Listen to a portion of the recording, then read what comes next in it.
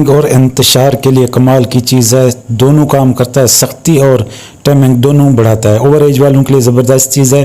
तो नाज़रीन, आज जो हम आपके लिए नुस्खा लेके आए हैं, ये वक्ती तौर पर टाइमिंग के लिए है, फुल इंतशार के लिए है, सख्ती के लिए है। जो लोग मुश्तनी करके उसमें सख्ती, इंतशार और टाइमिंग दोनों चीज़ें हैं।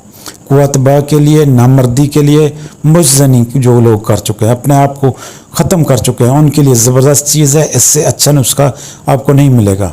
सालब मिस्री 10 ग्राम, खरातीन 10 ग्राम, मुचरस 10 ग्राम, ज़ाफ़रान 10 ग्राम, इन सब को बारीक पीस लेना। बारीक पीस के आप माजून बना सकते हैं या आप 1000 mg वाला कैप्सूल भर सकते हैं।